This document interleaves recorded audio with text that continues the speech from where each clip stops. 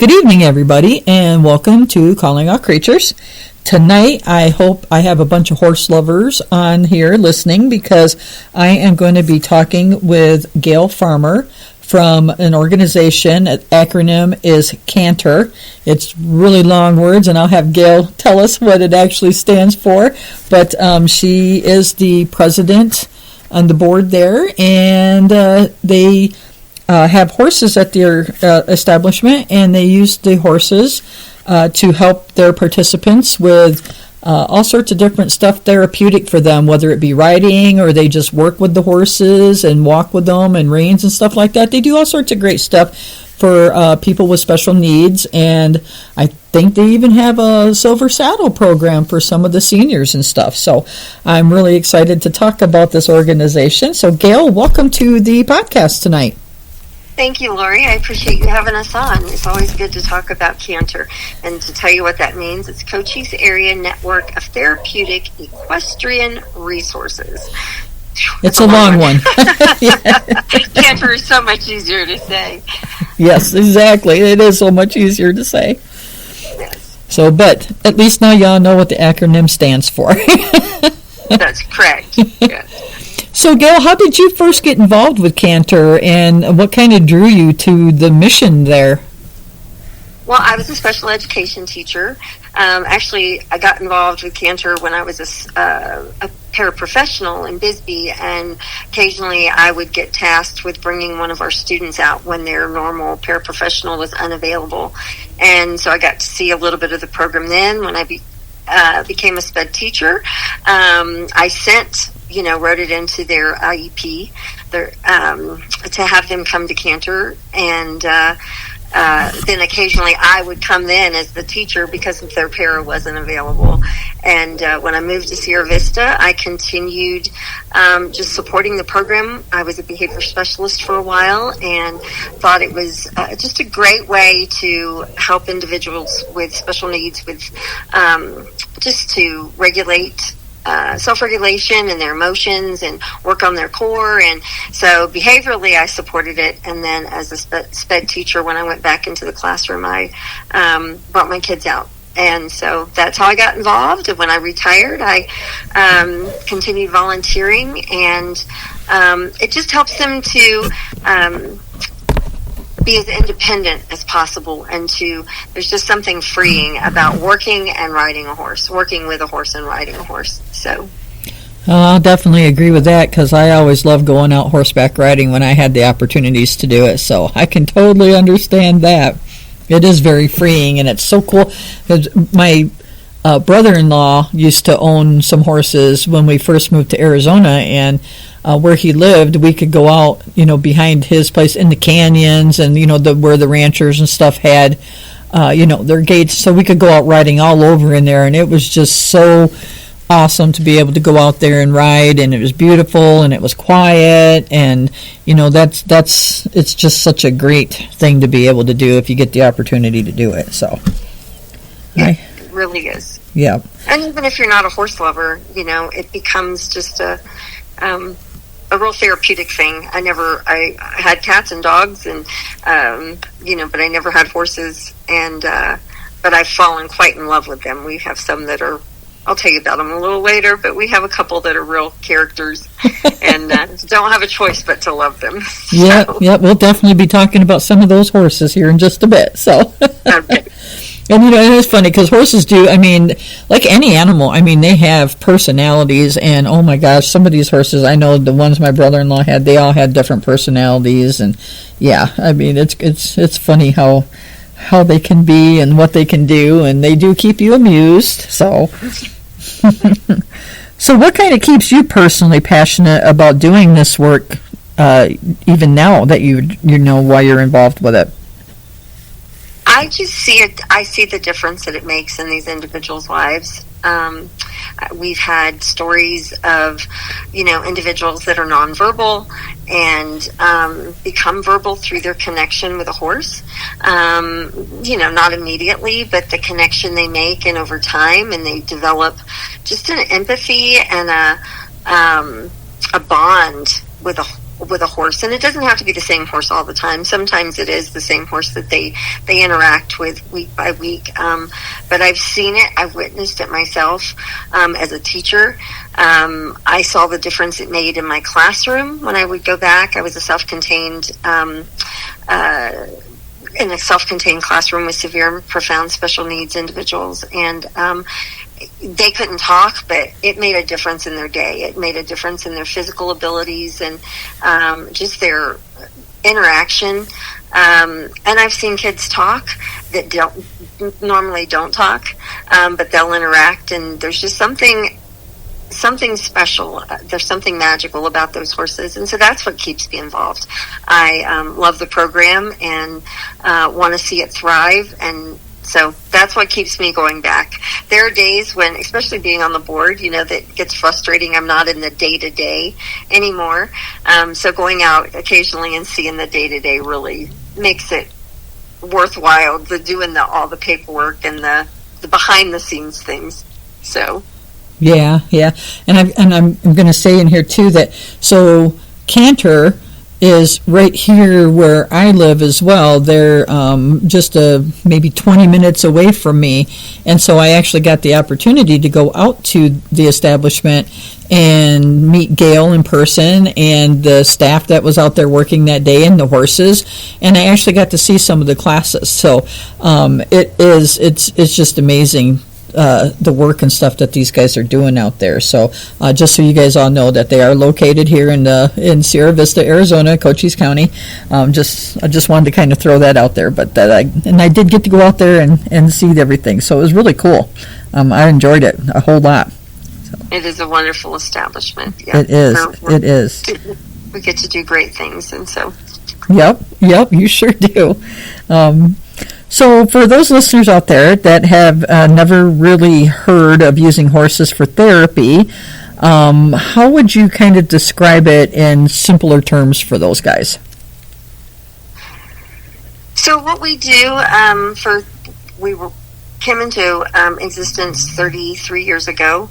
A local therapist lives right down the road, in fact, from where we're located. Out off Mosen Road, and she had a daughter with cerebral palsy, and she wanted to do something to allow her daughter to do something that other individuals could do, and getting on a horse was the way they do that. And so we just use that horse just like a lot of people use dogs or cats or whatever for that connection. We use the horse to do that, and there's just something freeing about getting them up on a horse. So we have a team that gets them up on a horse or helps them groom or helps them lead a horse, whatever the case may be, whatever the lesson is for that day. And the participants just get to we do things that just help them, and maybe they can't walk the best. They've got their gait is different because perhaps they have cerebral palsy or they've had a stroke, or so we have lots of. We run a gamut out there, and we have some that can't hold a rein, or but we help them, and so there's assistance and there's a team that helps them do that. We've got a handler and sidewalkers that help them to facilitate riding the horse when we ride, or help them do whatever task it is in the arena if we're doing an unmounted lesson. And so just to put it in simple terms, it's just a team that gets together and helps this individual work on whatever it is they need, if it's working on their core or working on verbal skills or just working on social skills with us and with the horse. And that's something you guys are really working on at C.A.N.T.E.R, is you're trying to get people to understand that this isn't just about therapeutic riding on the horses. You guys do all sorts of different things out there to work with your participants, not only when with riding, but like you just mentioned, helping to work on the verbal skills with them, maybe, giving horses, I guess, the commands and stuff like that, or just even, walking with with them and using the reins to direct the horse, which, probably also helps a lot with their balance and their walking and stuff like that as well. So you guys are doing much more than just a therapeutic riding out there. You guys are doing a lot of different stuff to work with these participants or people with these special needs and stuff to try to meet whatever needs that they actually have. Correct. We there's again, it just depends on the individual. Some of the individuals come and they're very verbal, and it is more a riding, what you would think of as a typical riding lesson. Mm-hmm. And some of our individuals can advance, our individuals in the Silver Saddles program or our veterans group, that group of people that come, and they may not be able to ride at a regular riding facility because of the things they need that we can assist with, the ramp mount or the people to help them, to spot them or to sidewalk with them. But the verbal skills, the self-regulation, and it's amazing to watch a kid that is has a lot of sensory issues or has a lot of sometimes behavioral issues, and you watch them get in the arena and interact with that horse, and it makes such a difference. They could have been screaming 1 minute and quiet and engaged the next, and you see the engagement that they have with the horse in the arena, and it's just amazing to watch. Oh, I can just imagine, because animals have that kind of calming effect on kids and stuff like that in a lot of different cases. Sometimes it doesn't. Obviously, it can make it a little worse depending on how severe things are with the child. But for most of those cases, being around an animal, whether it's a horse or a dog or cat or whatever, it really does help, for the focus and the attention and stuff like that. And they direct that attention to that animal and work with them, and it really is quite a difference.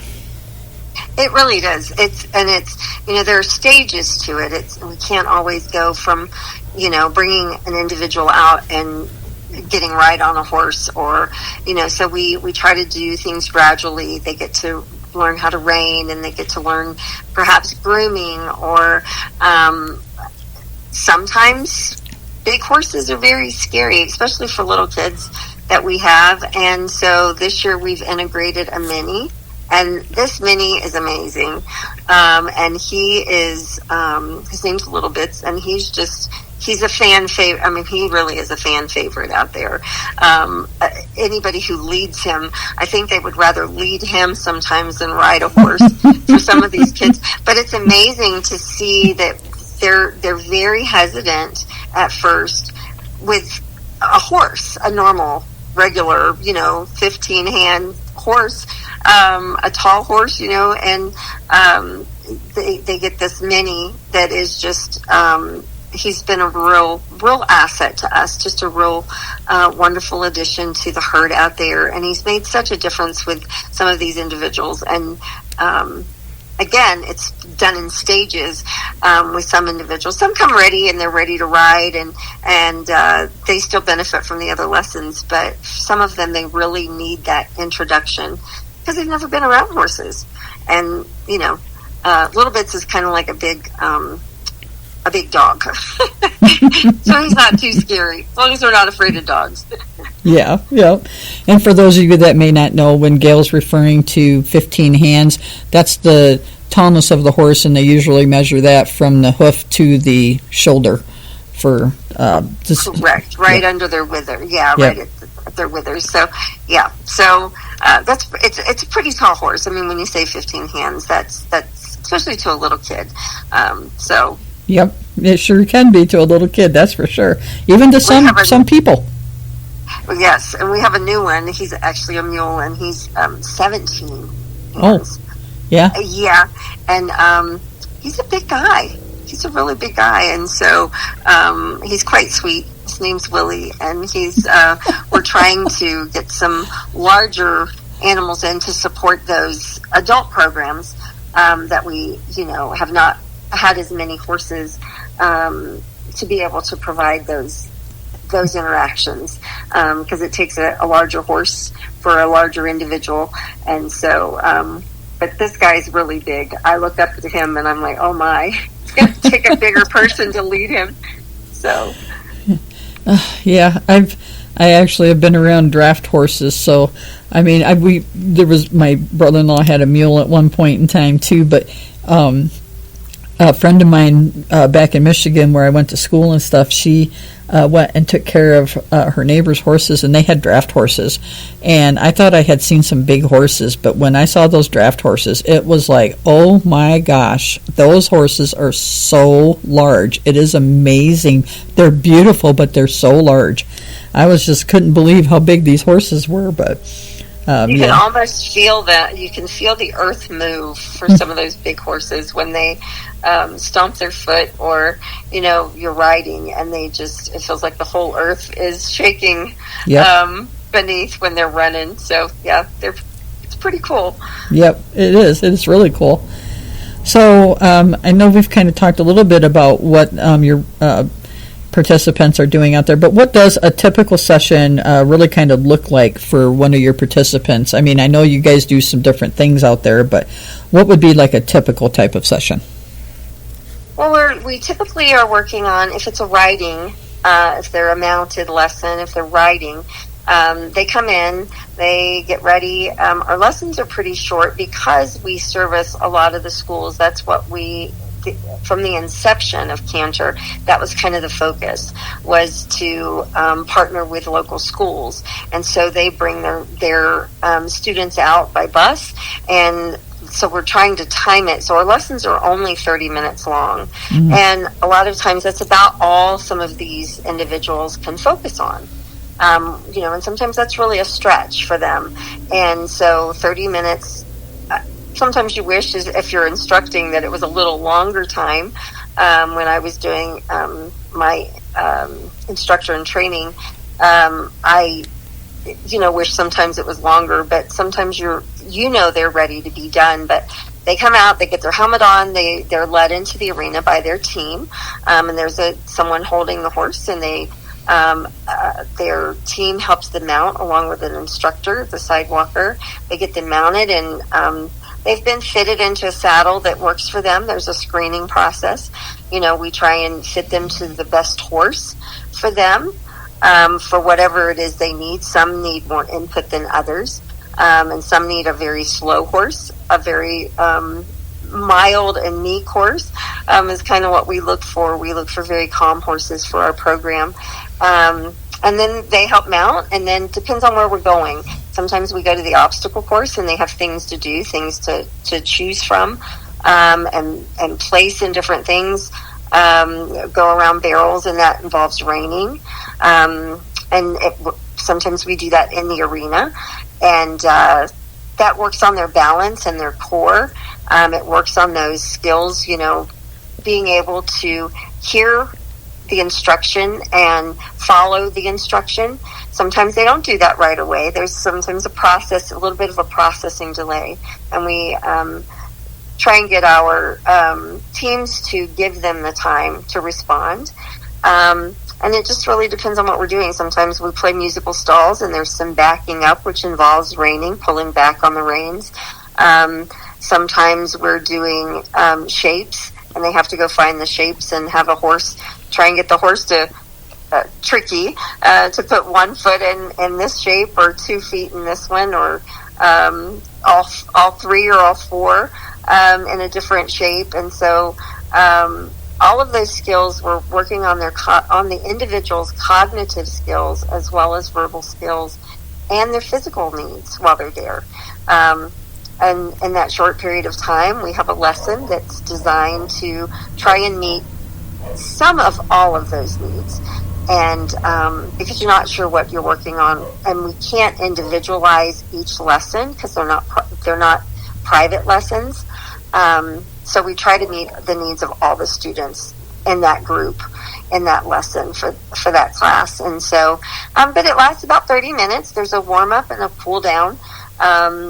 And they work on the skills for the day, and then they dismount, and it's on to the next group. And so it becomes a busy day for us as volunteers, it's 4 or 5 classes in a day, 30 minutes with about 10 minutes in between to, change anything we need to for the horse for the next lesson.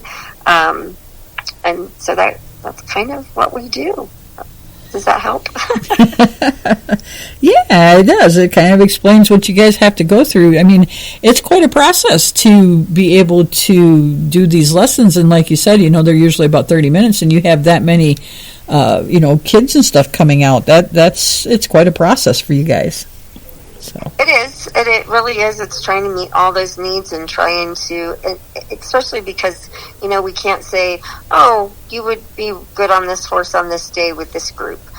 We don't have the leisure of doing that. We work with the schools that come out or the organizations like Echoing Hope or Embrace Life. Aries has been one of our partners for adults with disabilities. And they bring their clients out to us, and so trying to meet those needs within the time that they give us with their individuals, and so it is a process. And so I really commend our instructors and our program director, the volunteer coordinator, for bringing it all together, because it really is a process.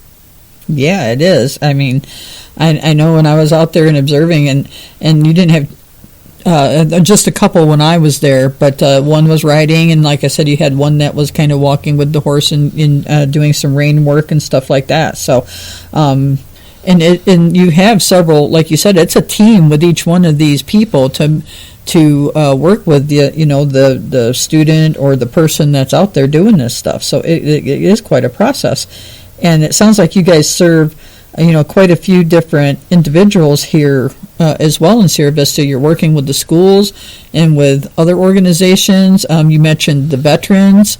And then I know we had spoke a little bit about Silver Saddles, and that's more geared towards some of the elderly people and stuff, correct?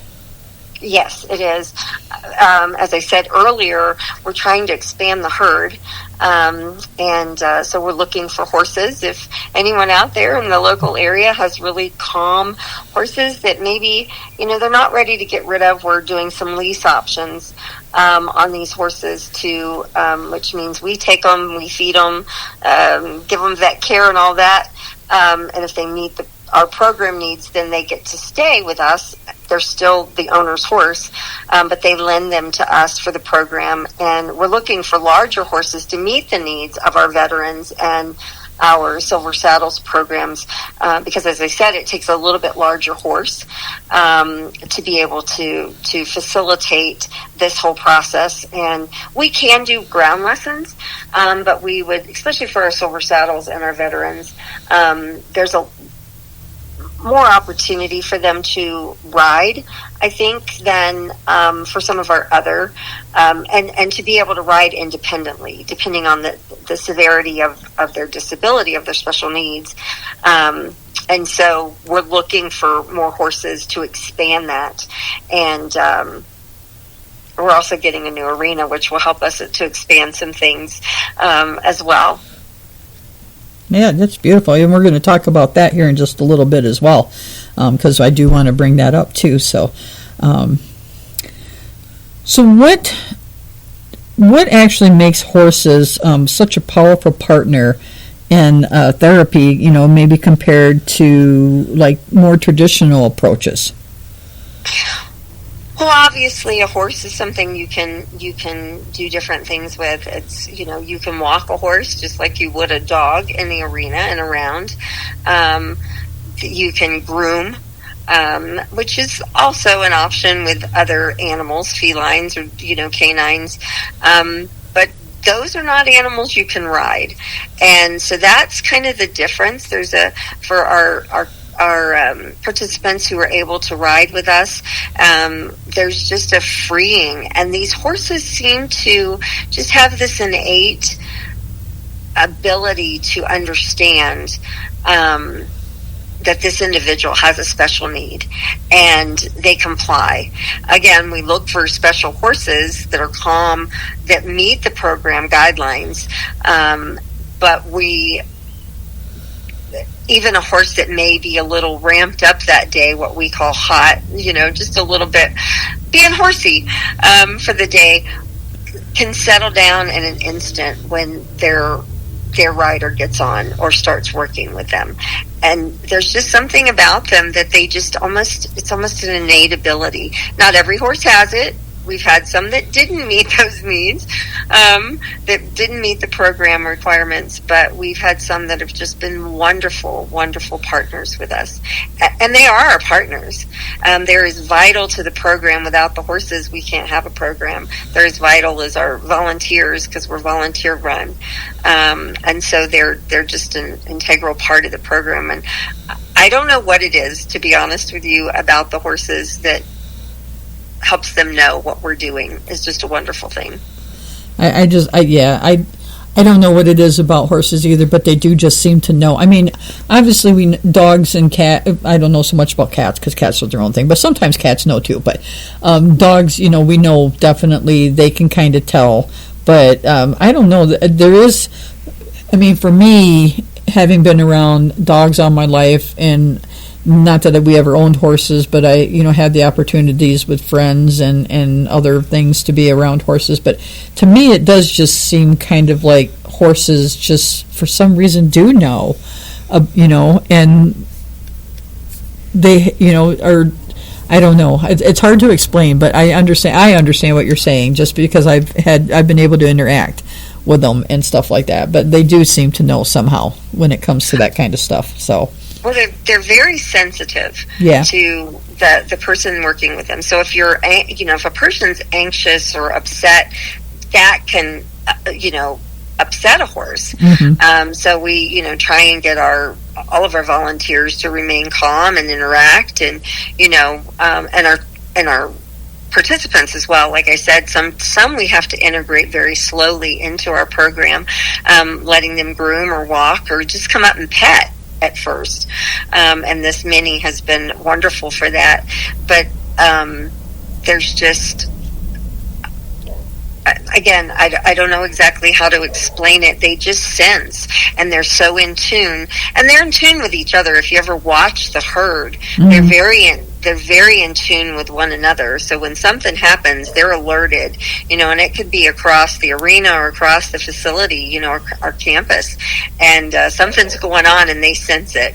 So they're just the sense that they have that connects with our participants is just amazing. And I don't want to say anything bad about dogs or cats. I have a cat laying on my lap at the moment. But yeah, she thinks she owns me. But there's just something, like I said, there's just something about the horses. And I wasn't a horse person.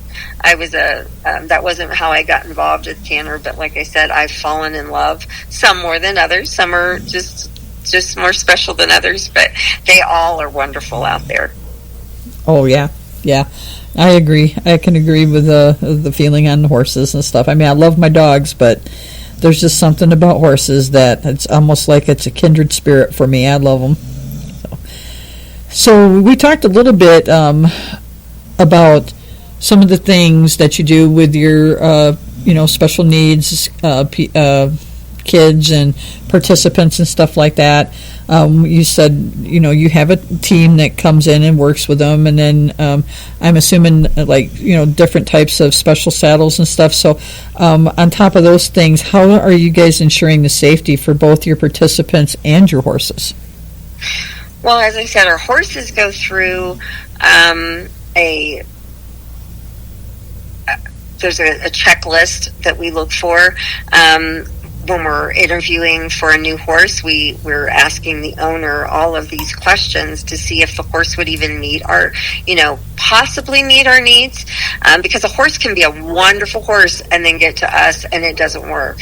They're great in a different environment, but for what we do and in this herd, they just aren't a good fit. So we try and screen those horses. They go through, they're trained to make sure that they're calm and that they can do the things that we do because our participants aren't always calm, they drop things if we're doing an activity that involves say a ring, or retrieving something out of a basket, and they have to hold on to it and take it to the other end of the arena. Sometimes it gets dropped, and so we want to make sure that those horses aren't skittish, they don't spook easily. We have volunteer training for our volunteers, so we don't require that anyone have horse knowledge when they come to us. If they're going to be a horse handler, we prefer that they have some background, and that could be that they're like me, they volunteer. I always sidewalked with my students because of the severity of their needs, but then that gave me experience. So when I retired, and actually I started volunteering on the weekends before I retired, but then I was able to learn how to sidewalk, and eventually I started handling. And so, but we train for that to ensure that they know how to interact. And then there's the part that comes into it of interacting with someone with special needs, to understand that they're nonverbal. Not everyone is going to tell their horse to walk on or whoa when you want them to stop. They're not always going to use their reins properly. They may not process that. So we train for that as best we can.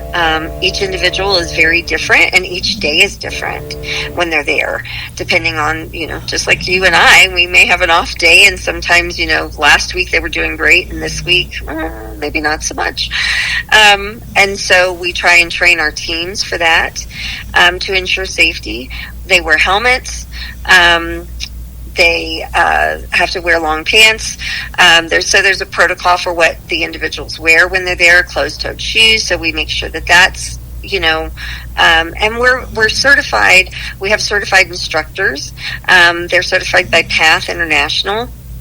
And our center is certified by C.A.N.T.E.R, which means, we're accredited by C.A.N.T.E.R. And so there's 3 notebooks full of I'm trying to think of how many standards that we have to meet, and they come out and they make sure that we're safe, that we are training, that we have protocols in place. If something happens, we've got our first aid kit for the horses, first aid kit for people, and so there's this whole long laundry list of things that we go through. But our instructors are certified as well, and so that's very important for us to be able to provide safe lessons, because the certification is geared towards, it's not just a riding certification through CHA or another organization.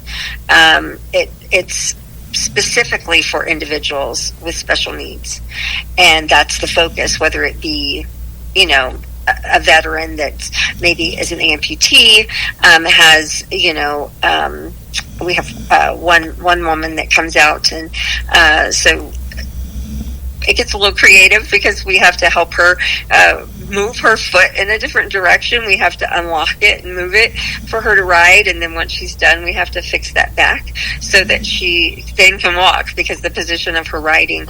So there's just a lot. I mean, there's a lot that goes into it. We check their balance. We check their if they can't. There's certain things that they have to get from a doctor to be able to come to say that they're cleared to be able to participate in our program. So there's a long laundry list of things that go into this. There is. Yeah.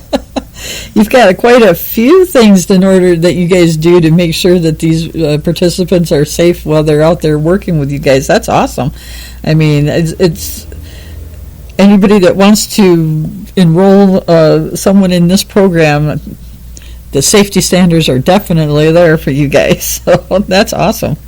Absolutely, because we don't want someone there. We don't want anyone getting hurt, and we don't want to make a fearful situation. Right. We want this to be very calming and interactive for the individual. And if it's a scary situation, which sometimes happens, they are horses.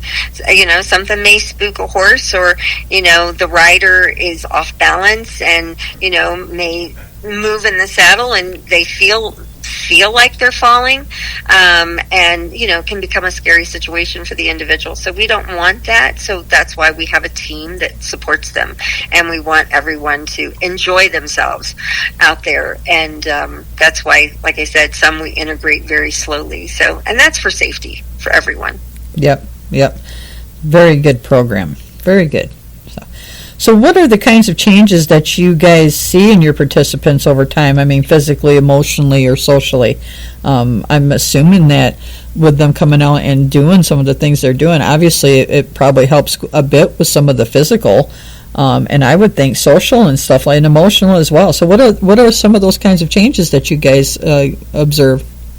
Well, as I said earlier, when I was in the classroom, from my own students and my coworkers had students that they brought out, it just helped with that self-regulation, being able to control.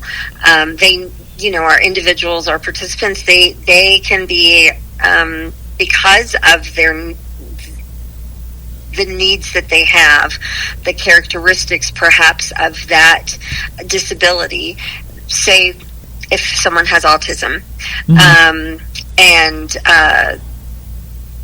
they tend to, we've had one individual that used to headbang, and that was just a stimming thing, a sensory input that they did. They were told they couldn't do that at C.A.N.T.E.R, that they had to remain calm if they wanted to participate with the horse. And so it's a process, and you can see it. You can remind them to remain calm. I worked with an individual that, he would stem, and he's an adult individual that rode on the weekends, and you could see the difference in him to calm down. So that self-regulation is part of it. Again, those verbal skills. I had a teacher a couple years ago.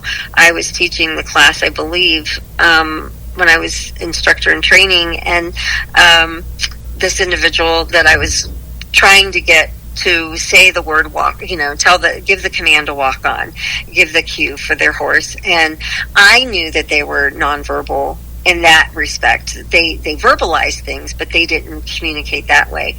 And the teacher reminded me, and I said, I know, but we always want to give the opportunity, because you don't know what day could be the day that they do give the command. And it was that very day. It was super exciting, because we said walk on when we started the warm-up, and then when we did our safety check, we said whoa, and I asked the individual to say walk on again, and they didn't, but that was okay. So we walked on anyway, and then we got to the gate and had to do it again. And when we got to the other gate to go on the trail, it wasn't like I'm saying walk on to you, but it was a simulation of that. And it was amazing. Even now I get goosebumps. Now, were they just, echoing what we said? Did they really know what they were saying? We don't know. But it was just progress, and you see this progress. We see people get off a horse, that you can see a difference in their gait. They just loosen up. What they work on for balance, you can see a difference in how they walk before and after a lesson, when it's a mounted lesson. And again, you can see a difference when they go up. They're having a tough time regulating behavior, but they know that that's got to be turned off if they're going to participate in the lesson. And they turn it off, and it's amazing to watch them, and they groom the horse, and whether they're verbal or not, they're interacting with that horse when they're grooming. And it's just amazing to watch. We've got one young man that's all he used to do, the one I was telling you that used to bang his head. Now he never would go in the arena, and he's been being encouraged, strongly encouraged, to just a little more time, because it used to be 5 minutes, and he knew 5 minutes, that was it. And we've extended his time, and now he can actually almost walk around the whole arena with his horse. And it just used to be grooming. And that was what what they wanted for him, was to be able to do that. And so I've seen so many amazing things. we've had parents tell us that the best day for them is a C.A.N.T.E.R day. Yeah. The worst day for them is when C.A.N.T.E.R gets canceled. Aww. And so and we've had that in the schools too, where they say that it just makes such a difference. Not just for the person in the lesson, but their families and their caregivers and their teachers. It makes a huge difference.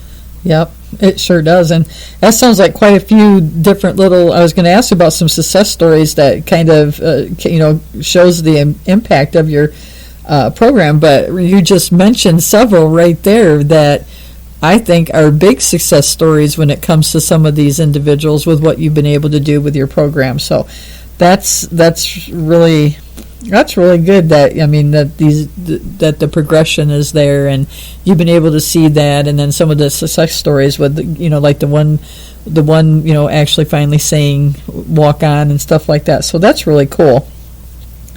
It's super cool to see, and it's again, as I said, whether it's the parent, a lot of our parents don't see our program because the schools bring them. Right. And so we have a parent day, typically at the end of the year, to celebrate and to showcase what their student has done, their participant has done. And it's wonderful for the caregivers and the parents and the teachers to get to see that influence. And so when I was teaching, we had to write it into the IEP for them to be able to go. And so we had to really prove that it was a necessary thing and that it was making a difference for them. And whether you had to write it into the IEP or it's just the stories, we do make it. It does make a difference. Most definitely. In their lives. Most definitely. So how has the local community supported your mission over the years? Oh, wow. As I said, we started 33 years ago, and people lent their land for us to do this on. At first, they were lending horses. They would trailer in horses to this temporary site. And that went on for, I think, 5 years. So they supported that way. Of course, they support financially.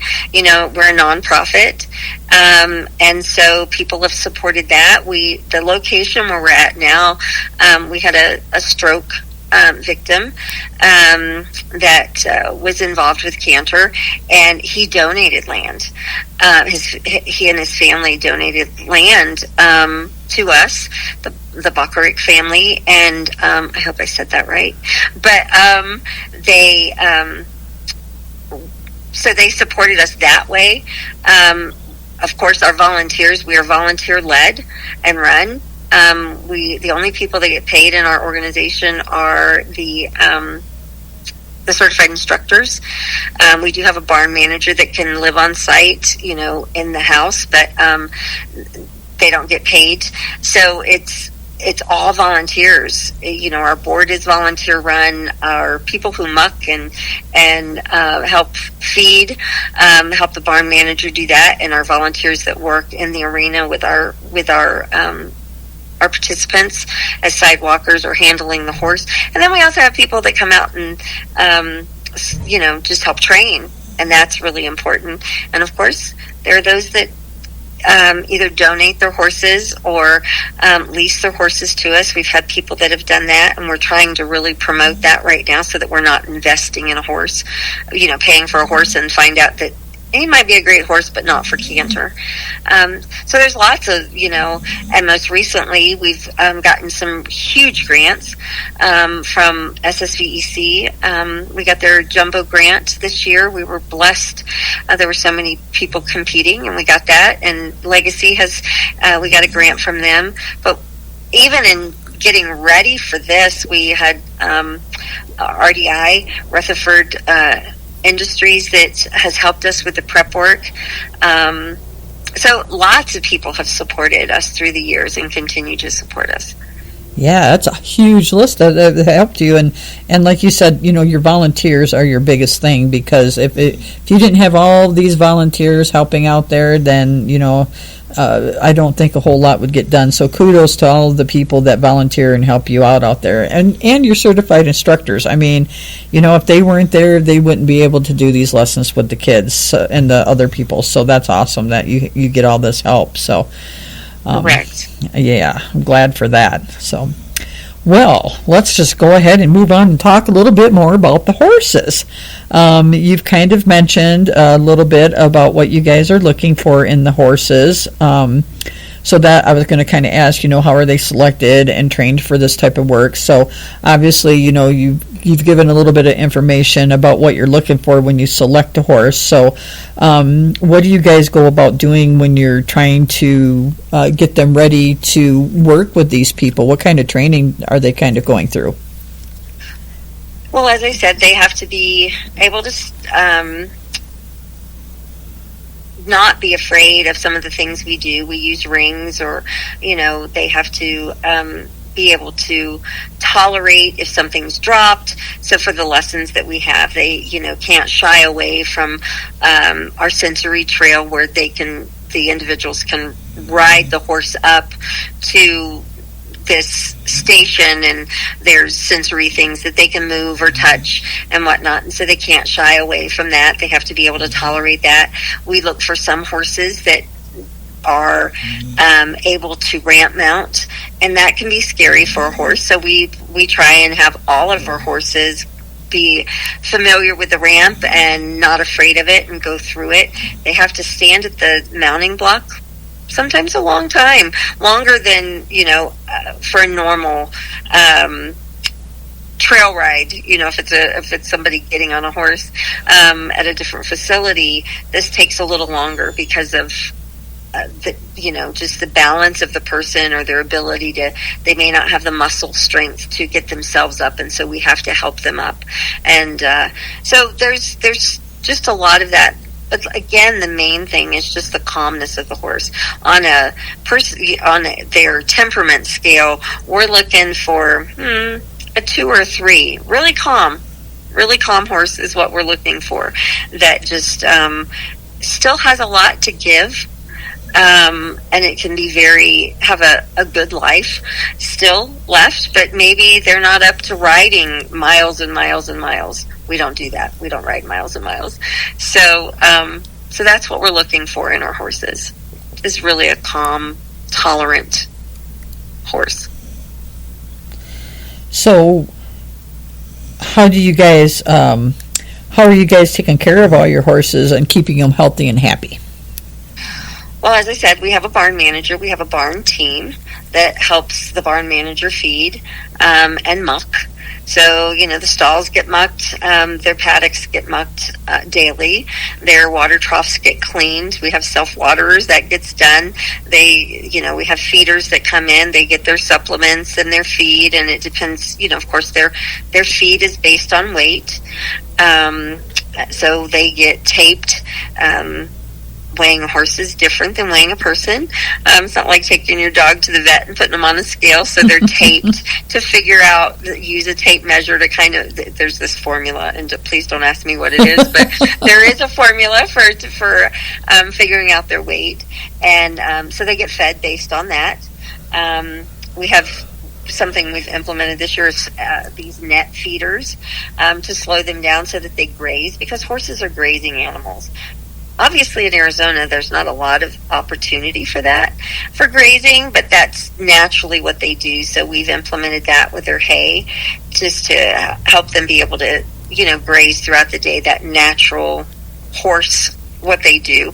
And they get moved around. They get partnered differently at times to interact. They get to take turns out on our trail when lessons aren't in session, so that they can go be a horse. They can run and be a horse. And so all of these things are utilized to keep them healthy. And of course they get vet care, and they get chiropractic care. We have a wonderful chiropractor that works with us. He's so amazing. And he just is, talk about connection. He really connects with our horses. So they get chiropractic care, they get the farrier. So all of these things are done to ensure that they're safe and they're healthy. and then daily they're looked at to make sure that they're not off, that there's nothing wrong with them, and then they're watched throughout the lessons to make sure that they're not getting off, or they're not, when I say off, they're not limping, anything like that. So they, our team watches that as well as our instructors to make sure that the horses are safe.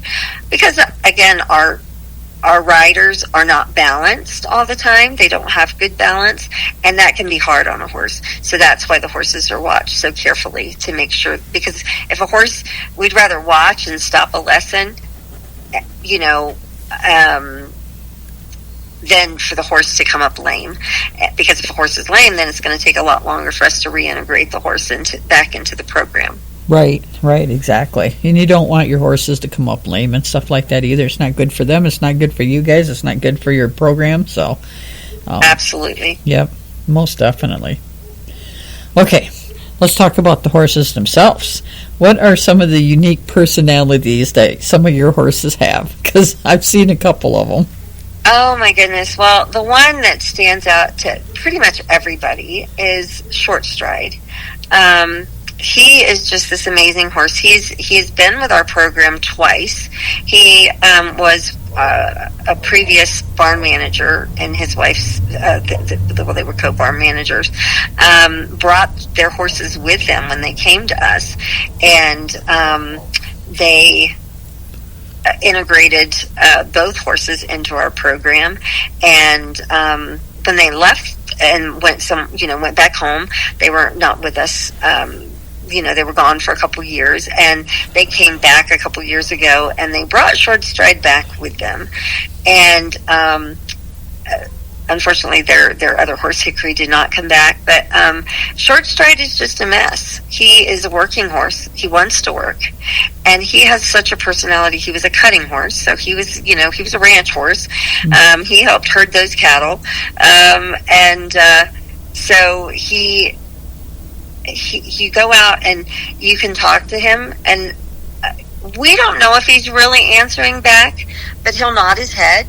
Are you hungry? And he nods his head up and down. Now, that's not to say that he doesn't nod his head occasionally otherwise, but, I carry it when I'm out there, doing things. I just talk to him and think he's having a conversation with me. So he's got such a personality. Of course, I mentioned Little Bits, who's been just a wonderful addition. He just really stands out. Really, all of our horses are wonderful. I mean, they all have this unique personality. We've got two ponies, Wild Thing and Annie, and they're amazing. They're just have their own little personality. Ponies have a personality, and when they're done, they're done. They will let you know they're done. They can become kind of stubborn. And we've got Cowboy, who is one of my favorites.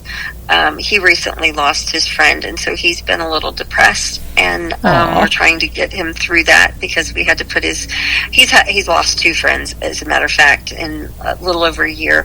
One got a degenerative disease and had to be euthanized, and then we recently had one that got something called choke, and then aspirated and wound up with pneumonia. And so both of these were his buddies, and he was a trail horse, so he needs a buddy. And so he's been a bit depressed lately. And so, but they just all have this wonderful personality that, some don't like to be separated. We've got Kizzy, who is, she's a Missouri Foxtrotter, beautiful horse on lease to us. Her mama, Linda, has been kind enough to let us use her, and she's a beauty. But she's very, very connected with Annie, and they talk back and forth. Kizzy a bit more than Annie. I sometimes wonder if Annie could care less, but Kizzy is very attached. And if we bring Annie out and don't bring Kizzy out, we're in trouble, because Kizzy will be over in her paddock, which is, she can see Annie most of the time. I don't know what's going to happen when we get this indoor arena, but yeah, they all have this unique personality. And our newest ones, two of our newest ones is this mule, Willie, and he came with an emotional support friend, and she's this little round, rotund. We're not sure if she's a mini. Right. I think she's a mini mule, but she looks like a pot-bellied pig crossed with a little donkey. She literally will fit under this mule. She can walk under him, but they're buddies, and it's like, I don't know, Mutt and Jeff, they're so different, and she's got quite the personality. Her name's Lovey, and so Lovey and Willie came together, and we were just going to try Willie out, and we've decided to keep Lovey as well, so she's going to be she'll be like Little Bits and help us to face fears of horses, start with the little ones. And so yeah, but they all have just this wonderful personality. Yeah, I was going to say the two, Kizzy and Annie, we talked about those when I was out there, and you were telling me about how she gets upset if Annie goes and she's not. And it was because you had I think Kizzy was out when we were there, and Annie was still in the stalls or whatever. And yeah, Annie was just kind of over there going, "Yeah, okay, I don't care. I don't care if she's here or not." Annie was probably, if there was food left, Annie was probably taking advantage of being able to eat. Because sometimes Kizzy will run Annie off. Although Annie's a little rotund, she's a little halfling or pony, and she's very stout. So we have to watch her figure help her watch her figure. So having Kizzy take her food isn't necessarily a bad thing. But so when Kizzy gets to come out and play, and Annie doesn't really care because she can eat. Well, Kizzy's gone. So she's like, "It's my time to have food, darn it." That's right. And when I was out there, you had a newer horse too. A white one. Which one was that again? That was that's Hawk. Hawk, yeah. Hawk he actually integrated into the program really quickly. He's on lease to us as well. He's let me think, what do they call him? Flea bitten. They call him flea bitten. So he's white, but he's got these little gray spots. Mm-hmm. And he's not as sensitive to the sun as like a palomino would be, but he's integrated into the program very well, and so he's a lease from one of our volunteers, Jerry, and so yeah, that's worked out very well. We're hoping that he's going to do great things in the program. Great. And you mentioned your indoor arena, so let's go ahead. I was going to ask you about any upcoming programs, events, or expansions that you're kind of excited about. I know you're excited about this new indoor arena, so let's go ahead and talk about that stuff. Well, as I said, we were blessed to get several very wonderful grants. They have wanted an indoor arena for years, and the reason for that indoor arena is the winds, and it's difficult to put individuals with disabilities that are not always balanced the best, on a horse in the wind, and so we have to be very cautious of the wind with our lessons, and it applies to ground lessons as well. And so we've been wanting an indoor arena for a long time, and we had a donor that had contributed a large sum of money that had been put aside and earmarked.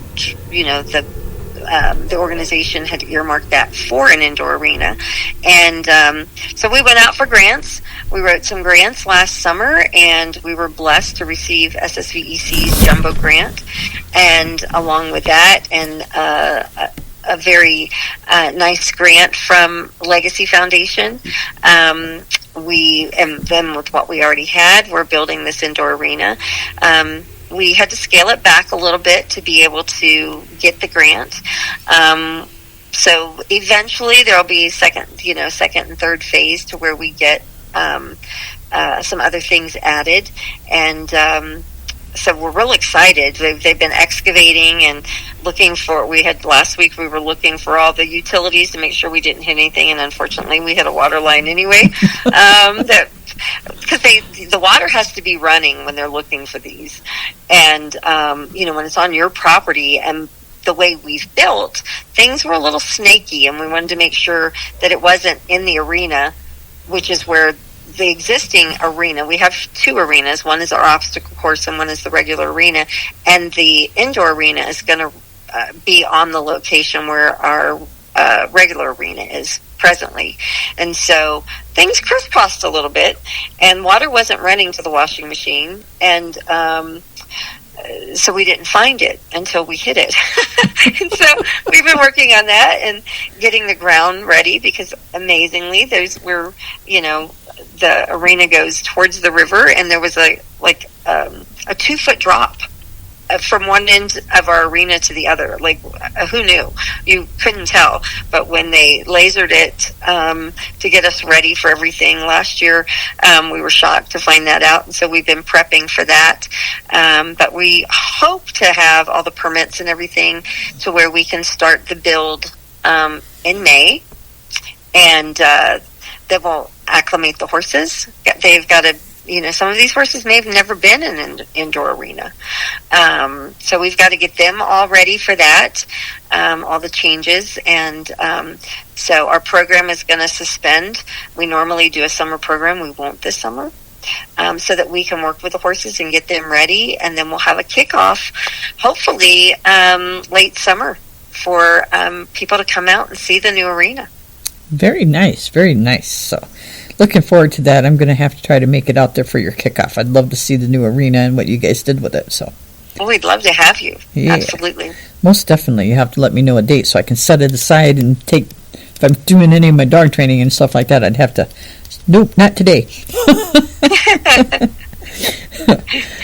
Well, hopefully we'll we're shooting for mid to late summer, but you never know with builds. Things can always be delayed. So, yep, most definitely. But we'll let you know. Especially if you run into any more utilities. Yeah, well, we're going to have to reroute some water lines. We knew that. We just didn't anticipate hitting the one that we hit. So, but yeah, we will have to reroute and the water lines, and but minimal.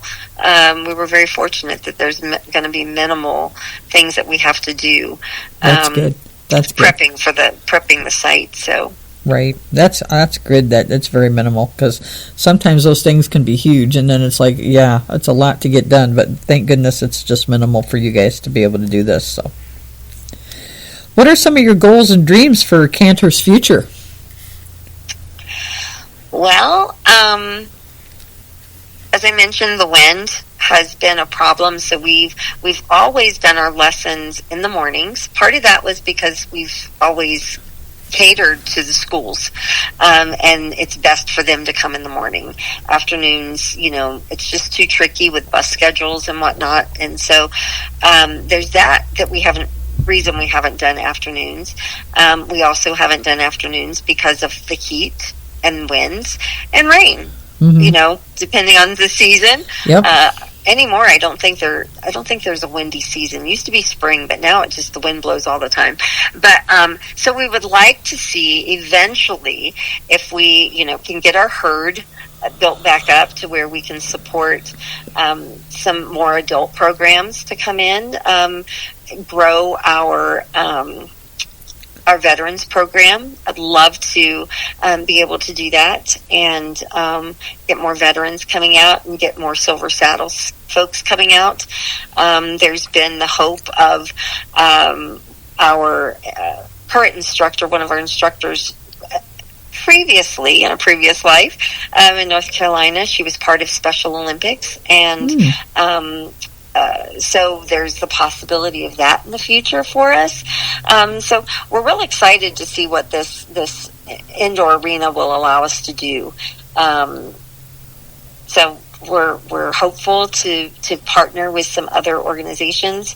I don't want to get my cart before my horse just yet, and because there's a lot that, as I said, there's a lot that goes into programming.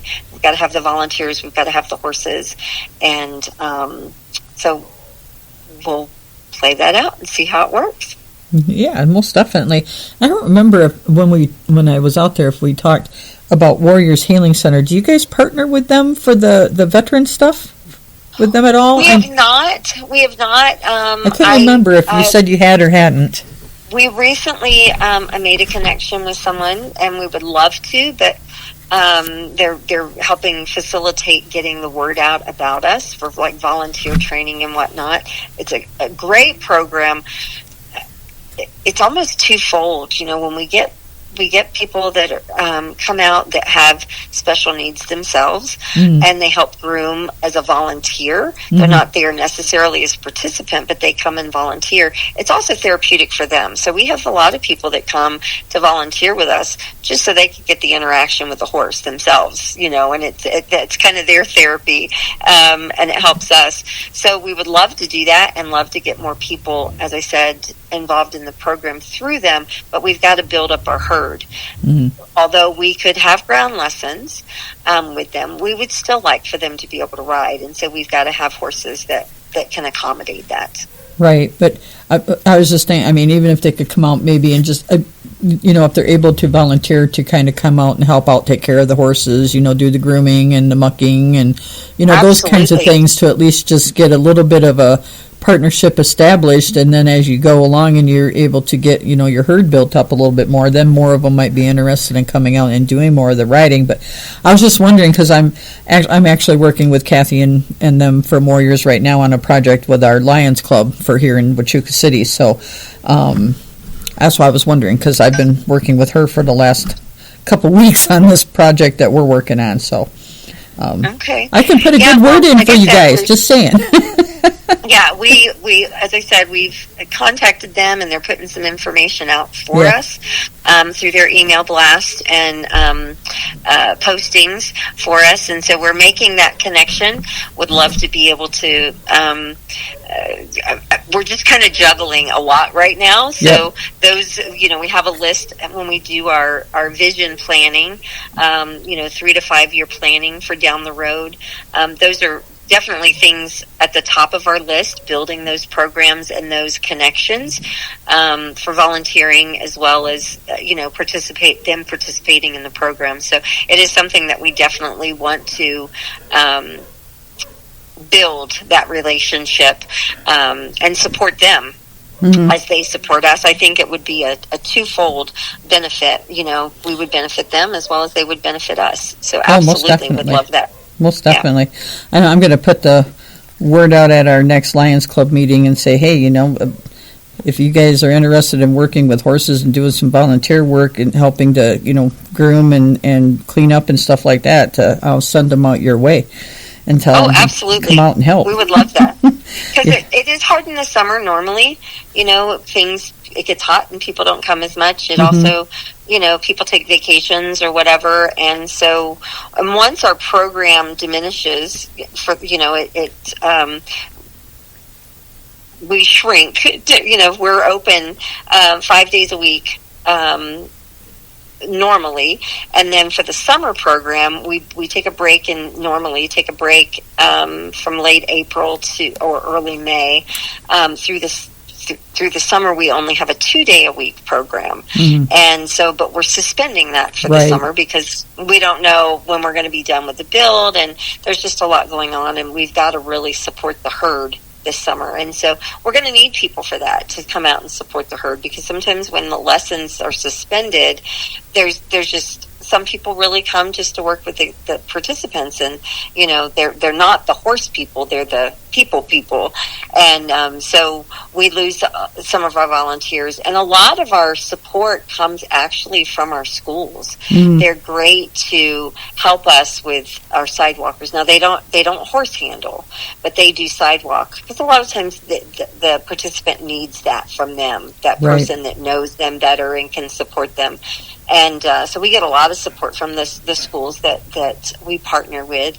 And so that's, all of those volunteers are not going to be out helping us through the summer. And so we are always looking for people to come help. And I'll put the word out. Most training definitely necessary, we'll train you. No experience necessary, we'll train you. So if my service dog training is is letting up a little bit, which it looks like it might be. I might even be able to take some time and come out myself and do some volunteering out there, which I would love to do because I love being around the horses and working with them. So I would love to be able to come out. We would love to have you. Yeah, I would love to be out there, believe me. So it looks like it might be kind of slowing down just a little bit for me, so that'll be nice if I can have the time to come out there. But I'm definitely going to put the word out through my club and stuff like that. And I actually know some horse people and stuff like that, so I'm going to put a bug in their ear as well to see if they can get the word out through the horse communities that you're looking, you have the lease program and stuff going on, and that you're looking for some horses to kind of build up your herd for all of this kind of work and stuff like that. So maybe we can kind of help you guys get a few more horses out there for you. Well, like I said, we've gotten 2. Hawk and Kizzy are both leases, and they've acclimated into the program wonderfully. Right. Very little training was necessary for either of them. And it wasn't that, these are horses that sometimes they just become, hanging out in the pasture somewhere because their owner can't ride them as far as they used to could, either because of the owner's needs or the horse, isn't up to that anymore. But they're great for our program. And so both of those horses have been wonderful options for us. Right. And and if they want them back at some point in the future, then it's still their horse. Right. So right, exactly. So it's like a win-win in both ways. The horses are getting a little bit of exercise, but not too much, and you're getting more help with your program, and they're getting their horses are taken care of, and they're getting a little bit of exercise and riding and stuff done. So it's kind of a win-win all the way around. But I'll definitely put a bug out in a few ears of people that I know. If you want to send me, I know a couple things with the temperaments and stuff like that. But if you want to drop me an email and just kind of give me a small list or a list of kind of what you are looking for with the horses, then I will get that spread out. So. Yeah, there's like a survey that we've developed that our instructors have developed for potential donors or lease, folks to lease their horse to us. And, it's just a checklist. If you think your horse meets these, then we'll move forward. So, I'll send that to you. Absolutely. Yeah, perfect. And I just want to say, we figured up what it costs on average. It's about... we figure about $4,200 a year for one horse, to support one horse. Right. That's your feed and your farrier and your vet care, getting them their teeth floated or whatever, and if there's special things, some of them get chiropractor. Now, some of those have cost us a little more, and there's some that are real easy keepers and haven't cost as much. But just the feed, and so when somebody is able to lend us their horse, then they're suspended all of those costs. We foot the bill for those. And so it really is a win-win. Yep. Yeah, I know there's a horse rescue in Tucson, and I happen to know the lady whose rescue it is. She's been on my podcast a few years ago, but anyway, so she knows a lot of horse people and stuff like that. So I'll shoot an email and stuff over to her, and when you send me that, and maybe, and like I said, she's got a rescue herself, so she might even have a couple horses there at the rescue that might fit your program really nicely, and that she'd be able to have come down here to you guys, and you guys could use her horses, and that would give her a little bit more room to maybe take in another horse or two if she needs to. Yep, exactly. So we would love to do that if a horse fits our program. Like I said, it's a wonderful opportunity for us because horses are expensive to buy as well, and we hate to purchase horses that wind up not fitting. They're still wonderful horses. It does, doesn't mean that they're a bad, I don't think they're bad horses. I mean, I've met some wild ones. I have, not necessarily a canter, but I've met some at times, that I'm like, oh, not a canter horse, not a good candidate. But, there are horses that are out there that are wonderful. They just they're not wonderful for what we do. Right. They have to be able to adapt. And so if we can help somebody by taking in horses that fit our program, absolutely, it's just a win-win for us. Yep. And the other people. So I appreciate you putting the word out, and, to the horse community and those listening.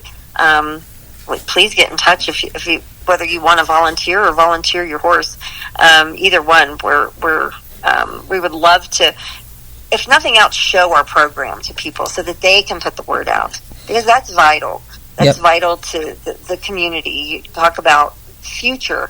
We want to build those connections. And there's so many opportunities, through the internet and Facebook. And we're building trying to build a new website. That's another thing that's coming. And so we want to be able to utilize these things to build so that C.A.N.T.E.R can continue for another 30 years. Yep, exactly. And more power to you guys, because you guys do great work out there. So I'm happy.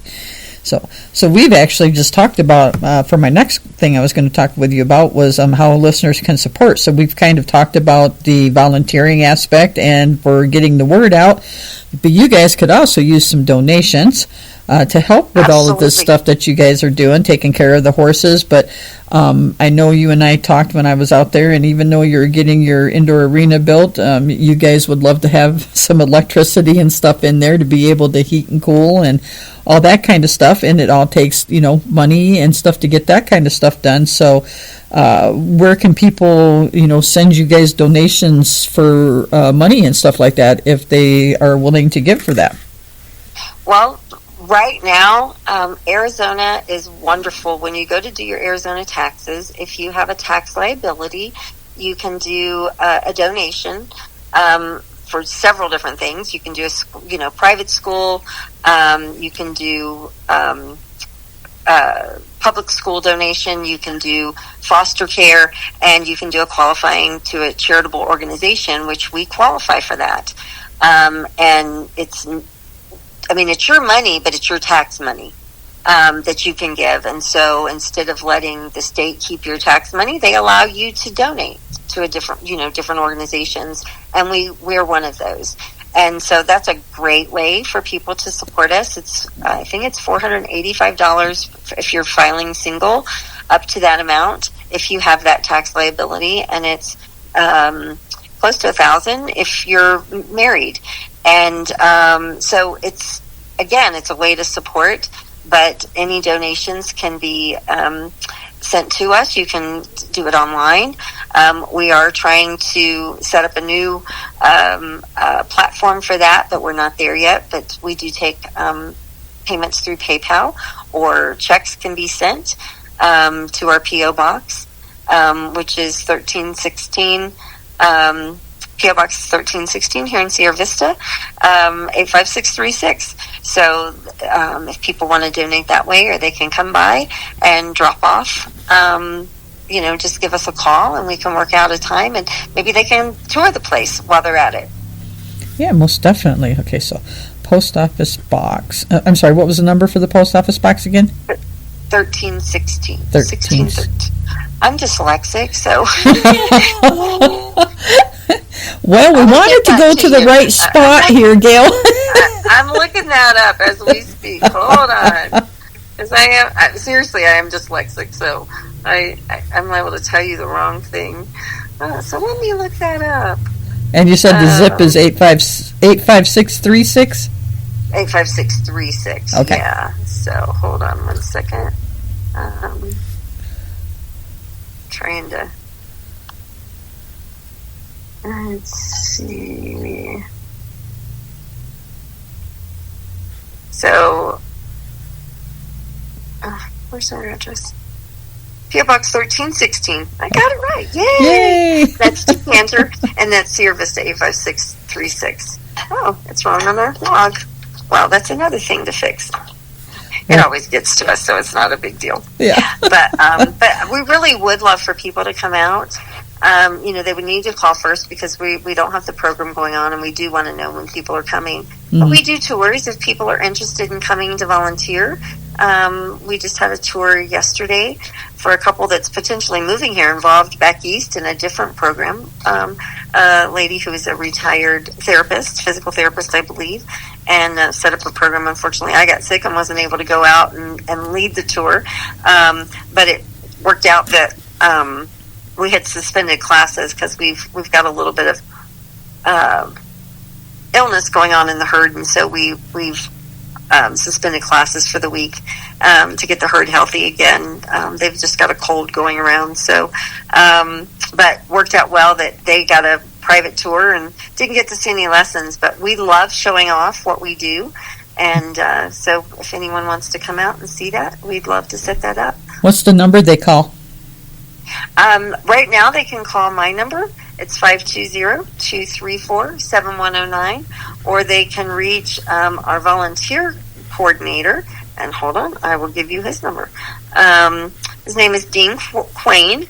He is, as I said, our volunteer coordinator. He's also husband to one of our instructors. And you said Dean Quain? Quain, Quain. Okay. Is his name. And so his phone number is 520-227-7396. Okay, so if people are interested in volunteering, they can reach him. And we try to coordinate to where we put people where they want to volunteer. If they only want a sidewalk, great. If they only want a muck, we've got a lady, wonderful lady, doesn't want to do anything else. We've asked her to be on the, talk to her about being on the board. She has wonderful connections in the community, but she's at a point in her life, she wants to muck, and that's all she wants to do. And there we love you go. Her for it because we always need people to scoop poop. That's right, exactly. I was just going to say, you always need someone to scoop the poop. So. Yep, that's right. And with a herd of 11, there's a bit of it that has to be scooped daily. So we appreciate anybody that wants to do that. So, there's some, like I said, some people want to groom, some people want to do projects, and that's always wonderful to have people help with projects. Yep, exactly. So, well, we're getting ready to wrap up the podcast. We did go a little over, but that's awesome because, we got all sorts of great information out there about C.A.N.T.E.R and stuff. But last question is, if someone is considering enrolling a loved one or a participant, what do they need to know about enrolling them? Well, they can go to our blog spot. You can also reach us on Facebook. And there is a packet that needs to be filled out. They would have lots of time because that involves seeing the doctor and making sure that they're healthy enough, that there's no condition that they have that would preclude them from participating in our program. So they would fill out that packet, get that to us, and then when we start our season back up in the fall, which is really summer, it's not fall, but we call it our fall semester, then they would, be enrolled. Right now, a lot of our private pays are going to be weekends, but there may be, with this new arena, as I said, some afternoon sessions available. We're not sure what that's going to look like. But then they would go through a process where our instructors would look at them and all their information and see if we think that we're a good fit for them, what we can offer them is safe, and that there aren't any, from our standpoint of what we can offer, and by past standards, that we can keep them safe and offer them lessons. And then they come out, and then we look at them in person. We have what's called Trigger for our younger, people, just to evaluate their gait and their balance, how they get up and down off a horse. And how we can facilitate that. So there's that part of the screening process. And then they're incorporated into lessons if they're a good fit. And we've got room and a place that, we can fit them into either through the week or on Saturdays. And then they would start lessons. Perfect. So, if you guys are out there listening in, please give C.A.N.T.E.R some help. Send them some donations. Help them out. If you guys know anybody with horses that you think might fit the program, have them give Gail a call, and maybe she can get the survey out to those people so that they can kind of figure out if the horse would be a good fit for them or not, and talk to them about the leasing, or if they're looking to maybe sell the horse, depending on what's happening there. So give them some help, guys. Get them some donations and stuff so they can keep doing all the wonderful things they're doing and taking care of all of these horses they have now and getting more in and go out and check them out if you get a chance, because I think you guys will be really impressed with the facility out there and the organization and what these guys are doing, because it was great going out and taking that tour. And like I said, I got to see a couple of the participants out there.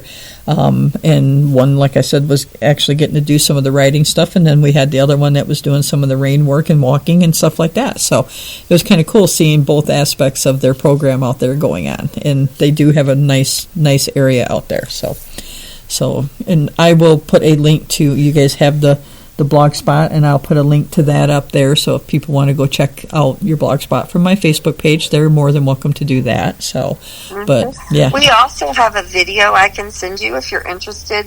As part of our grant from Legacy Foundation, they did a wonderful video of us. And so we got some interviews and some aerial drone footage, and so I can send that to you as well. Okay, and I saw you guys in the SSVEC, the Currents. I saw you guys in there. I know, we're popular. You are. In fact, it's funny because my president of the Lions Club, I think it's your treasurer that she knows. Is it the treasurer? Well, yes, and so bless our treasurer's heart. So they took 2 pictures of us at SSVEC, and Lisa became Kate for the day. So they got the name wrong. Kate was not in the picture that was posted, that they printed, and so, but Lisa was very congenial about it. She was very amicable, and she was like, oh, okay, whatever, I'll just be Kate. So I believe, yes, Lisa knows her. So yes. She keeps us on our toes. She makes me send all those receipts in. She's been a real great treasurer. Yeah. Well, Christy had I know she's like, if you guys get the Currents, I need the Currents because my friend was in it, so I need you guys to give them to me. So I'm like, no problem. You can have mine. I'll read my little article and then I'll give it to you. Yeah. So wonderful. We didn't even know we were in there until somebody told us. I mean, they had told us that we would be, but we didn't know exactly when. So yeah. All right. Well, thank you so much. I appreciate you letting us be on here, and we're excited to continue sharing with you what's going on with us. Yeah, no kidding. I'm excited for you guys and all the great things you're doing out there, and I'm so happy you were able to come on tonight and talk about the facility and the program and what you guys do, because it's funny because you guys are here, but it's funny, a lot of people don't know that you're here, so I'm glad that we're able to get the word out about you guys and let people know that you're out there and where you're at. So well, thank you. Yeah, we're really trying to network, and we're trying to reach a younger population, because the people that started C.A.N.T.E.R, 33 years ago, a lot of those were retirees at the time. They had the time and whatnot to invest in C.A.N.T.E.R, and so they've gotten older or have passed away, or and anything we do, we should be trying to replace ourselves. To keep an organization going, we should be looking and training and trying to replicate. And so that's what we're trying to do, and trying to network and build those relationships. So we appreciate you helping us do that by hosting us on here and putting the word out for us.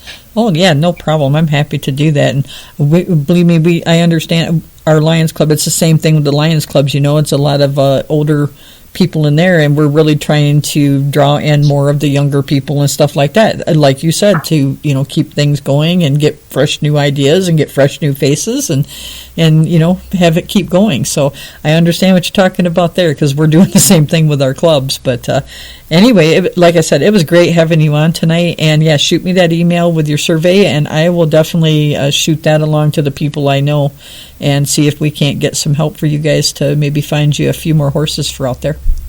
Well, thank you, Lori, and I wish you well. I look forward to hearing more about your project that you've got going on right now, and I wish you well with that. Thank you. I look forward to maybe you coming out and volunteering with us sometime. You're always welcome. I'm really hoping so. Like I said, it looks like my service dog training might be kind of letting up just a little bit for right now. So if it gives me the extra time, I definitely will have to come out there, because like I said, I love being around horses and working with them. They're like kind of my kindred spirit animal. So, all right. Well, I'm just going to announce the next couple podcasts I've got coming up, and you're welcome to stay on or jump off. Most of my guests get off right about now because they have things they got to go finish up for the evening. So you're welcome to do whichever. But I'm going to jump off, but thank you again, Lori. I appreciate it. You have a wonderful night. And Happy Easter. Yeah, you too, Gail. Happy Easter to you too, and I hope you have a great night as well. Thank you. Bye-bye. Bye-bye. All right, everybody. What a great podcast and what a great organization that is out there here in Sierra Vista, Cochise County, C.A.N.T.E.R. They're wonderful people out there and great staff, and they're doing so much to help out, the special needs people and the veterans and the elderly and stuff with their Silver Saddles program. So if you guys are able to, give anything to them to help out, please do so. That would be great.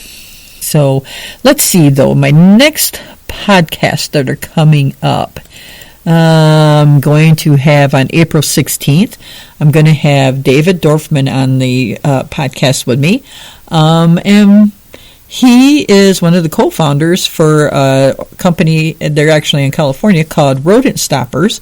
But we're going to be talking with him because they do all sorts of great things to help people get rid of their rodents and rodent problems and stuff like that without having to use like the poisons and those chemicals and stuff like that can, not only bad for your environment, but if you're killing your rodents like that and then they get outside, you're also killing whatever cats might be, out free roaming, hawks, owls, anything that might eat those rodents that died outside with that poison, and you don't want to do that. So the podcast is going to be called No Vacancy for Rodents, the Rodent Stopper Story. And so David's going to be on with me to talk about what his company is doing to help rid people of rodents without using those chemicals and keeping them out. There's lots of good tips that I'm sure he's going to be able to give all of us. And, it doesn't matter if they're here in Arizona with us or in any other state. I think that a lot of the information he's going to give us is going to help out no matter where you live at. And then the next one after that is going to be on April 30th. And I'm going to be talking with Betty Zirkelbach, which I really hope I just said her last name correctly. She is from the Turtle Hospital in Florida, and they take in sea turtles and stuff like that, injured or sick, and they help get them back to health. And I am really looking forward to talking with her and learning more about what the Turtle Hospital does there in Florida and more about sea turtles and stuff like that. And here's another thing. These guys were just on Animal Zone. I don't know if you remember when I had Arthur von Wiesenberg on with me or not. He was on not too long ago talking about Animal Zone. And so these guys were on Animal Zone as well. He just got done doing all of their shows there in Florida. The new season just came out. So hopefully if you guys are interested in animals, and Animal Zone is out with the new season, and you guys need to go take a look at it and watch it. It is out on the internet, all the new season, and I know that it comes out on Pluto and stuff, but I'm not sure exactly what season they're on for Pluto. It also comes out on Cox Cable Saturday mornings. But anyway, I'm excited because they were on Animal Zone, and they are going to come and talk with me too, and I'm so excited about that Turtle Hospital.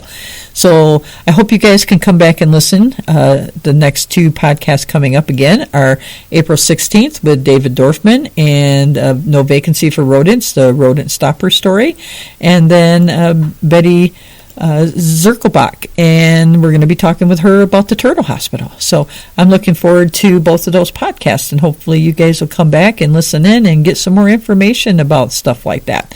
So with that being said, I hope you all have a very, very happy Easter, and I hope you all stay safe and you have a great weekend and enjoy yourselves and do all that great Easter egg hunts with your kids and have a nice family dinner. So enjoy.